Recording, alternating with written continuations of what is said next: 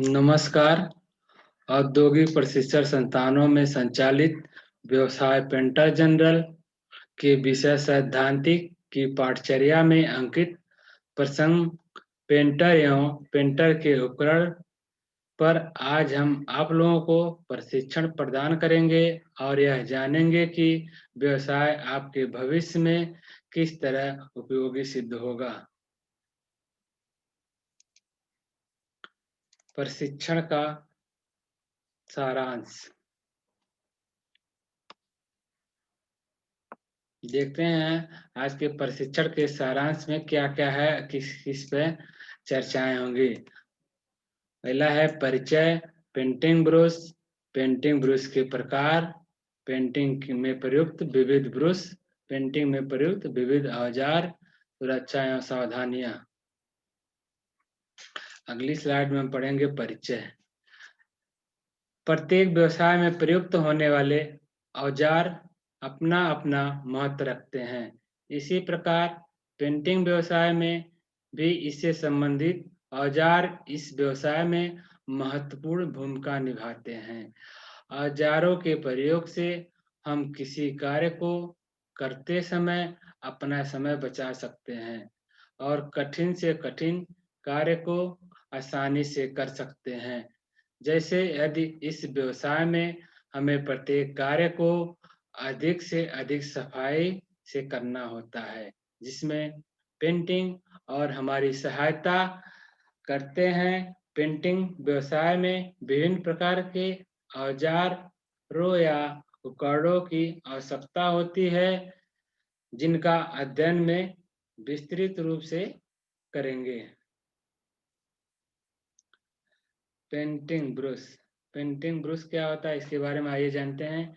Painting व्यवसाय में painting ब्रशों की विशेष महत्व होता है।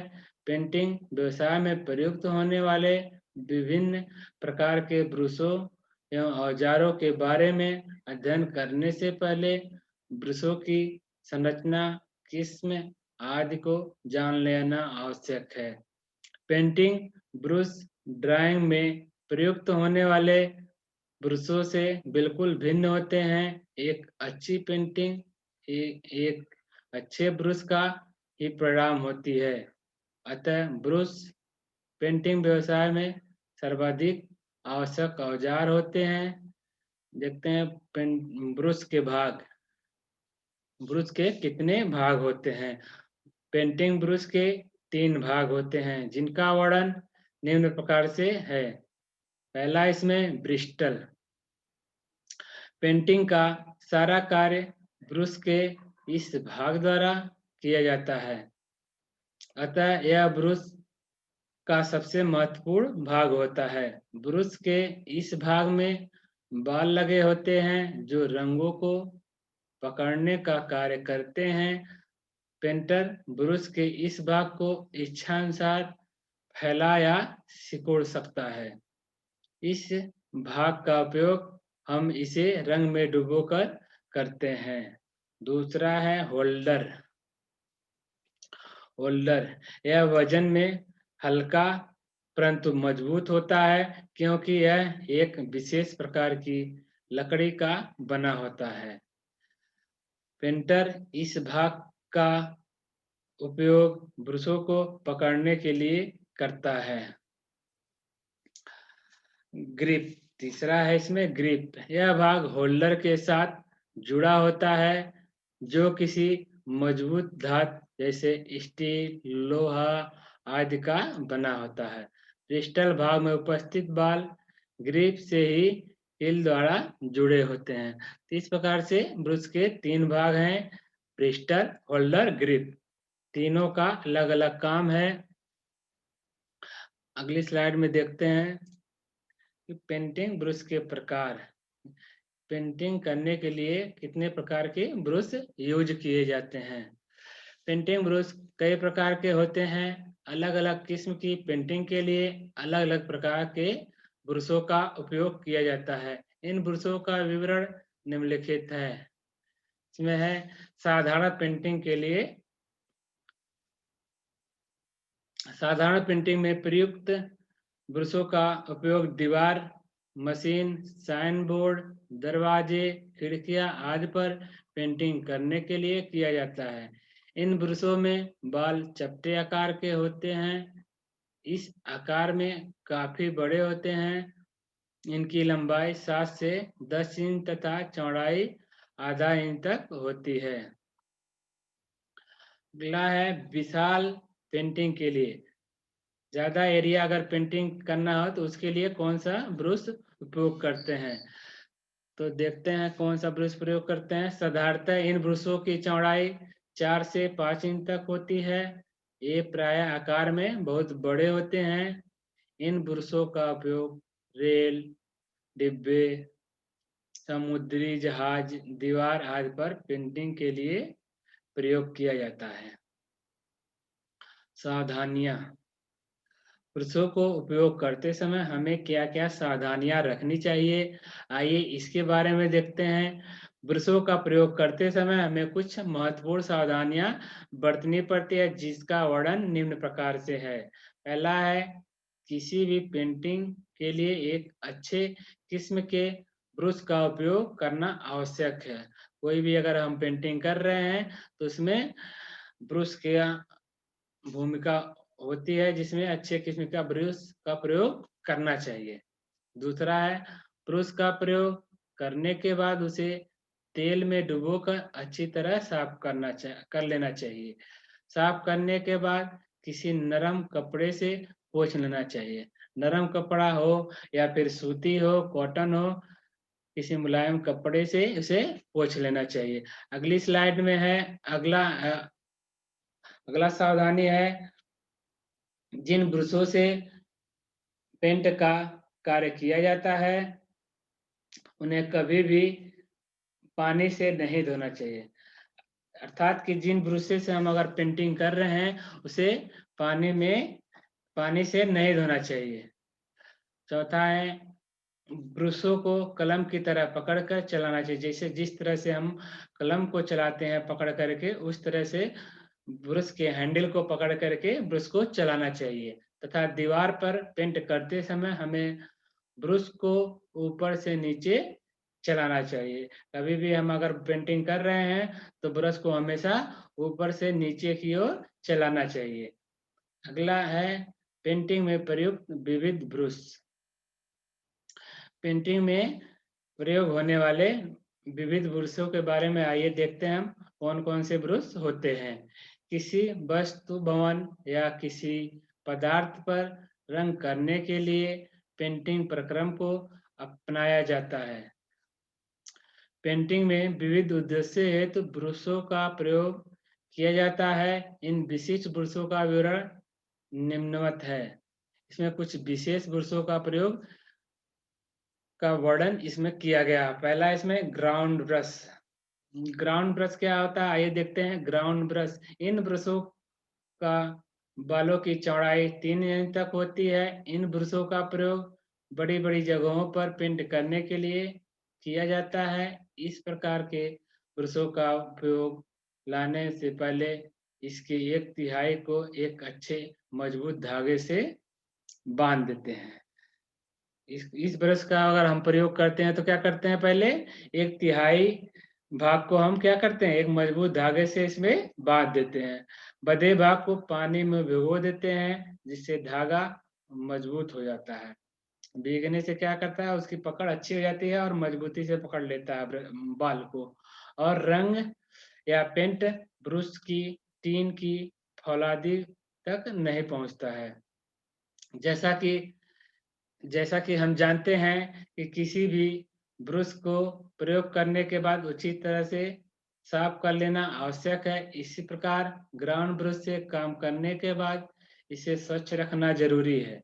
यदि ब्रश से वाटर पेंट का कार्य किया गया है, कार्य समाप्त होने के बाद तो ब्रश को तारपीन के तेल से धोते हैं, फिर उसे साबुन या पानी से अच्छी तरह धोकर किसी अच्छे कपड़े से पोंछ देते हैं।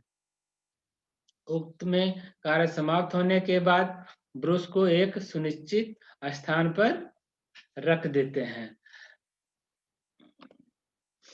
अगला है वार्निश ब्रश।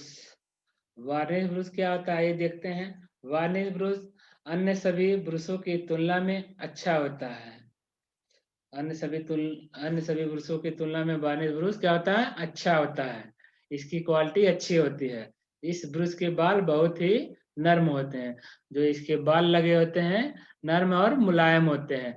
वर्तमान में इन ब्रशों के कई प्रकार उपलब्ध हैं, जिनकी केवल फौलादी और हैंडल में ही अंतर होता है। फौलादी जो होता है और हैंडल में दो ही में ही अंतर होता है। इन ब्रश की विशेषता यह है कि इस ब्रश का उपयोग हम अधिक समय तक कर सकते हैं। इस ब्रश का प्रयोग करने के बाद तारपीन के तेल से धोकर साबुन के गर्म पानी से धोकर रख देते हैं। इससे इस ब्रश के बाल साफ होकर स्वतः ही अलग अलग अथवा निखर जाते हैं। अगला है हमारा अगला ब्रश है स्टेंसिल ब्रश। ये ब्रश अन्य ब्रशों से बिल्कुल भिन्न होते हैं। ये ब्रश बड़े से बड़े और छोटे से छोटे साइज में मिल जाते हैं। ये ब्रश क्या होते हैं, बड़े साइज में भी उपलब्ध हैं बाजारों में और छोटे साइज में भी उपलब्ध हैं। इन ब्रशों के बाल बहुत छोटे परंतु बराबर होते हैं। इनके क्या होते हैं, आकार जो होते हैं बाल के छोटे होते हैं, लेकिन क्या होते हैं, बराबर होते हैं। इन ब्रशों का उपयोग स्टेंसिल छापने के लिए किया जाता है। स्टेंसिल को हम किसी टीन अथवा कागज पर अक्षर लिखकर या डिजाइन बनाकर तत्पश्चात काटकर बनाते हैं, जिन्हें हम स्टेंसिल प्लेट भी कह सकते हैं। जहां पर डिजाइन या अक्षर निकालना होता है वहां पर स्टेंसिल प्लेट रखकर कटिंग वाले स्थानों पर इस ब्रश की सहायता से पेंट कर देते हैं, जिससे वह डिजाइन उक्त स्थान पर छप जाता है। अन्य ब्रशों की तरह इन ब्रशों का भी प्रयोग करने के बाद साफ कर लेना चाहिए। स्टेंसिल ब्रश से कार्य करने के बाद इन ब्रश को तारपीन के तेल से धोकर साबुन व पानी की सहायता से धो देते हैं, जिससे यह ब्रश अच्छी तरह साफ हो जाता है। क्योंकि यदि हम किसी ब्रश को अच्छी तरह साफ नहीं करते हैं तो ब्रश की आय कम हो जाती है। अगला ब्रश है हमारा नॉटिंग ब्रश। नॉटिंग ब्रश देखते हैं, नॉटिंग ब्रश में क्या होता है, कहाँ इसका उपयोग किया जाता है। यह ब्रश सैश टूल के समान ही होता है। इस ब्रश के स्थान पर हम 4 या 5 नंबर के सैश टूल का भी इस्तेमाल कर सकते हैं। जब लकड़ी पर पेंटिंग की जाती है तो लकड़ियों की दरारों में नॉटिंग भरने के काम में इस ब्रश का इस्तेमाल किया जाता है। नॉटिंग मतलब जहाँ दरार हो या फिर गड्ढे हो, उसको भरने के लिए इस ब्रश का प्रयोग करते हैं। इस ब्रश को प्रयोग करने के बाद नॉटिंग शीशी में ही रखना अनिवार्य होता है, क्योंकि हवा के संपर्क में आने से यह ब्रश के बाल खराब हो जाते हैं। अगला ब्रश हमारा है हार्ड ब्रश। हार्ड मतलब क्या होता है, कठोर। कठोर ब्रश, हार्ड ब्रश। इसका नाम है हार्ड ब्रश। इस ब्रश का प्रयोग प्लाई शीट या कपड़े के बने बैनर्स पर पेंट करने के लिए किया जाता है। इस ब्रश की फौलादी में जो बाल जुड़े होते हैं वे काफी कठोर या सख्त होते हैं। इन ब्रशों का हैंडल आकार में काफी लंबा होता है, जैसा कि चित्र में दिखाया गया है। इन ब्रशों का प्रयोग हम ऑयल पेंटिंग व मिक्सिंग करने के काम में कर सकते हैं। इन ब्रशों को भी उपयोग में लाने के बाद तारपीन के तेल से धोकर साबुन और पानी द्वारा धोकर रख देते हैं। अगला ब्रश हमारा लाइनिंग ब्रश। लाइनिंग ब्रश, इन ब्रशों का उपयोग लाइन लगाने के लिए किया जाता है, जैसे साइकिल, मोटरसाइकिल या मकानों पर लाइन लगाने के लिए इस ब्रश का प्रयोग सर्वोत्तम होता है।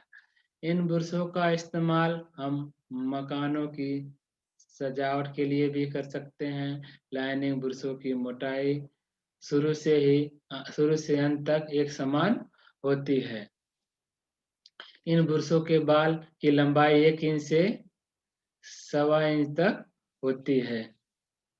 अगला ब्रश हमारा लाइनिंग ब्रश कई किस्म के होते हैं। पतली लाइन के लिए अलग तथा मोटी लाइन के लिए लगाने के लिए अलग किस्म के ब्रश का प्रयोग किया जाता है। इन ब्रशों की साफ सफाई व देखभाल अच्छी तरह करते हैं, जिससे ये ब्रश अधिक समय तक सुरक्षित रहते हैं। इन ब्रशों को प्रयुक्त करने के बाद तारपीन के तेल से धोकर साबुन या पानी से धोते हैं। अगला ब्रश हमारा है Sahiwal hair brush. Sahiwal hair brush, इन ब्रशों का उपयोग साइन बोर्डों की पेंटिंग व डिजाइन बनाने के लिए किया जाता है। इस प्रकार के ब्रश तेल के रंगों में अच्छा कार्य करते हैं। इन ब्रशों के दस्ते अलग-अलग आकार के होते हैं। इन ब्रशों के पॉइंट कुछ नुकीले व कुछ मोटे होते हैं। इन ब्रशों में 0 नंबर का ब्रश सबसे पतला और 12 नंबर का ब्रश सबसे मोटा होता है। इन ब्रशों के रंग भूरे, काले व बादामी हो सकते हैं। किसी ब्रश की फौलादी उसे कहते हैं जिसमें ब्रश के बाल जुड़े रहते हैं। इन ब्रशों की फौलादी भी 2 प्रकार की होती है, एक टीन की और दूसरी किसी पक्षी के पंख की बनी होती है। पानी के रंग व तेल के रंगों में अलग-अलग ब्रशों का प्रयोग किया जाता है। ऑयल कलर और वाटर कलर में अलग-अलग ब्रशों का उपयोग किया जाता है। इन ब्रशों को अधिक समय तक सुरक्षित रखने के लिए इन्हें तारपीन के तेल से धोकर साबुन और पानी से धोकर साफ रखना आवश्यक है। अगला ब्रश हमारा सैश टूल ब्रश। इन ब्रशों को उपयोग में लाने से पहले अच्छी तरह साफ कर लेना आवश्यक होता है। इन ब्रश के बाल काफी लंबे होते हैं। इन ब्रशों का उपयोग विभिन्न प्रकार की सिकुड़ी हुई जगह जैसे सजावटी दरार, लकड़ी के दरवाजे की, कांच की चौखट के अंदर का हिस्सा आदि में रंग लगाने में किया जाता है। बड़े-बड़े अक्षर लिखने के लिए भी हम इस ब्रश का प्रयोग करते हैं। पतली लाइन को डिस्टेम्पर करने के बाद सजाने के लिए भी हम सैश टूल ब्रश का उपयोग इस्तेमाल किया जा सकता है।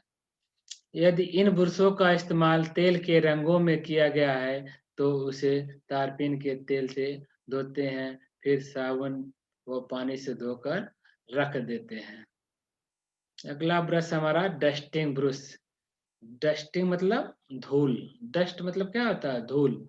तो डस्ट से डस्टिंग ब्रश बना हुआ है। तो डस्टिंग ब्रश एक अच्छी पेंटिंग, अच्छी साफ सफाई का परिणाम होता है। एक अच्छी पेंटिंग के लिए हमें क्या होना चाहिए? साफ सफाई अच्छी तरह से रखनी चाहिए, क्योंकि पेंटिंग के क्षेत्र में हमें अधिक से अधिक सफाई और स्वच्छता बरतनी पड़ती है। इसलिए जिस स्थान पर पेंटिंग का कार्य किया जा रहा है, उस स्थान पर स्वच्छता रखना हमारा पहला कर्तव्य है। इस सफाई व्यवस्था को बनाए रखने के लिए हम जिस ब्रश का इस्तेमाल करते हैं, उसे डस्टिंग ब्रश कहते हैं।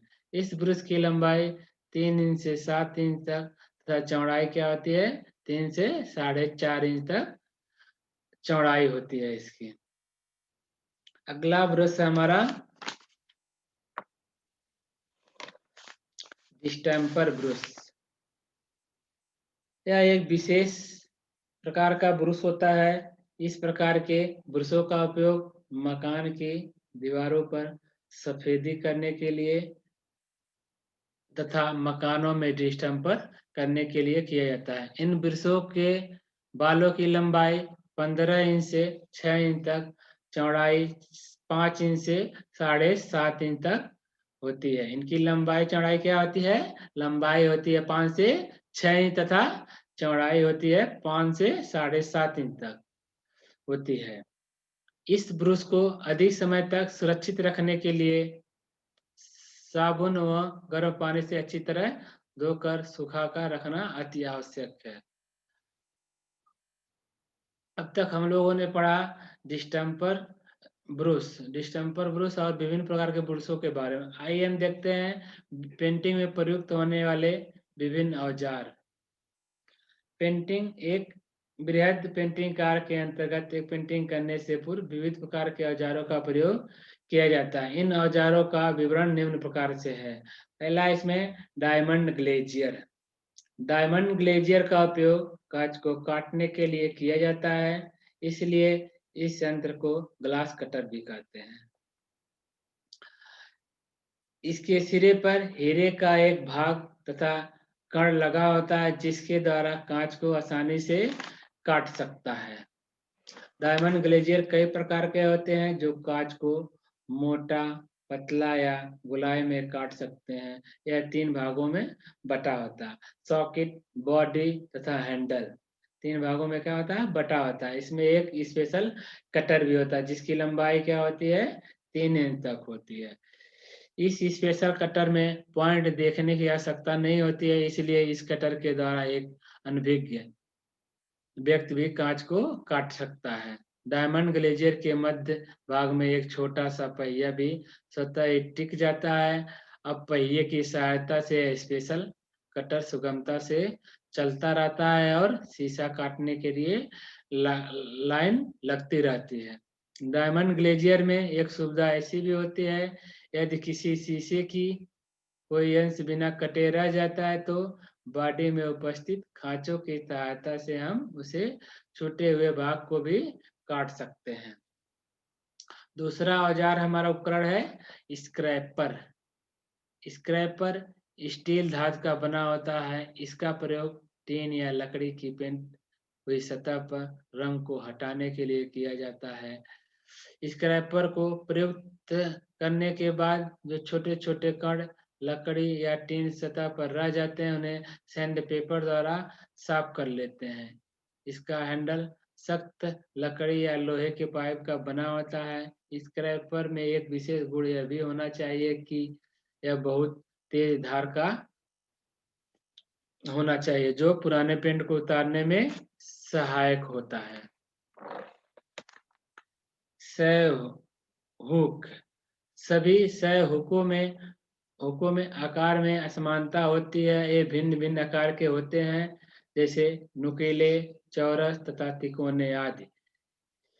इसका हैंडल लकड़ी का बना होता है। इसमें एक ब्लेड होता है जो स्टील का बना होता है। इसके दस्ते में लोहे की एक छड़ होती है। इसी छड़ के सिरे द्वारा बोल्ट द्वारा सह हुक लगा होता है। प्रायः इन औजारों का प्रयोग मोल्डिंग कार्य करने के लिए किया जाता है। सह हुक कई प्रकार के होते हैं। जिस तरह की मोल्डिंग करनी होती है, उस प्रकार के सह हुकों का इस्तेमाल किया जाता है। अगला हमारा पॉइंट है साहुल। इस औजार का प्रयोग दीवार या किसी टेढ़ी मेढ़ी दीवार अथवा सीधी सतहों को जांचने के लिए किया जाता है। इसे साहुल भी कहते हैं। इसकी सहायता से ये कारीगर टेढ़ संबंधी बड़ी से बड़ी दीवार या इमारत की मरम्मत करके इसके निर्माण कार्य को पूरा करता है। इसमें एक वजनदार शंक्वाकार गोला होता है जो लोहे का या पत्थर का बना होता है। इस गोले के ऊपरी भाग में एक लकड़ी की टुकड़ी होती है जिसकी लंबाई में लगभग 3 इंच होती है। लकड़ी की जो लंबाई होती है कितनी होती है? 3 इंच। इसके बीच में एक सुराख होता है जिसके द्वारा गोला एक धागा या डोरी द्वारा जुड़ा होता है। इस डोरी की लंबाई लगभग कितनी होती है? 15 से 20 फुट लंबी होती है।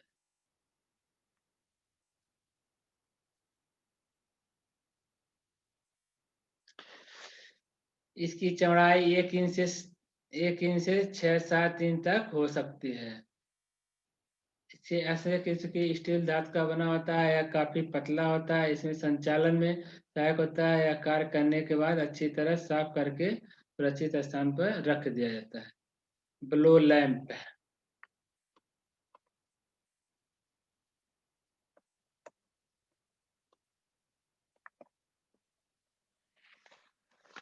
Blow lamp.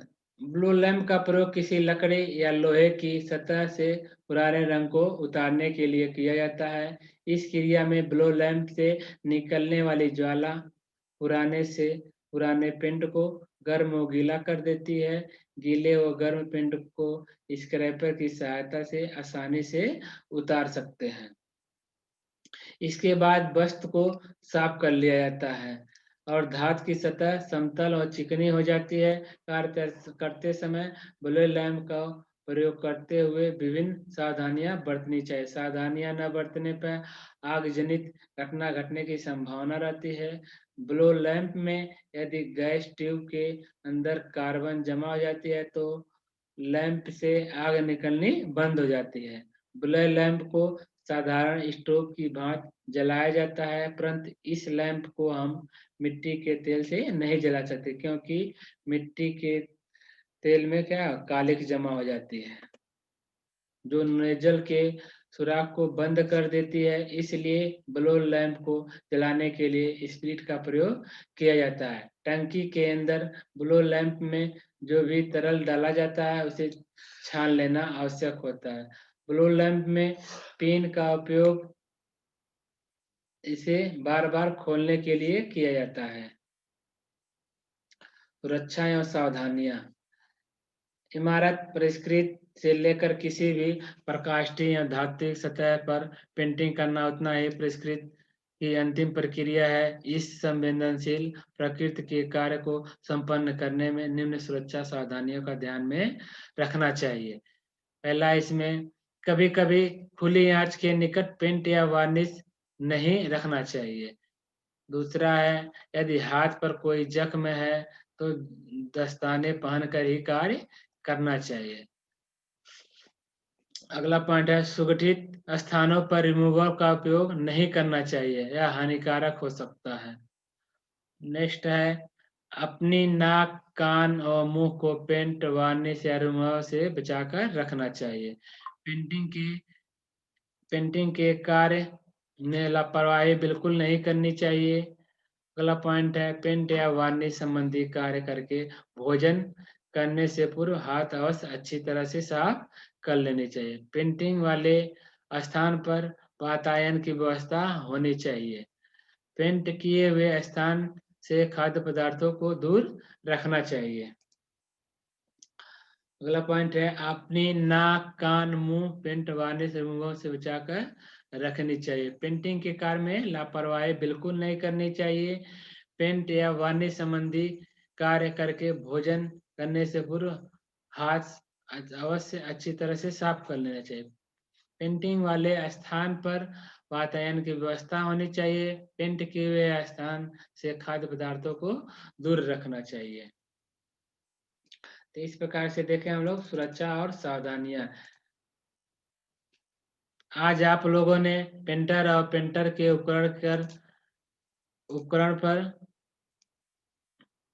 प्रशिक्षण प्रदान किया। आशा करते हैं कि आप लोगों को यह प्रशिक्षण भविष्य में परीक्षाओं और आत्मनिर्भर बनाने में मददगार सिद्ध होगा। धन्यवाद।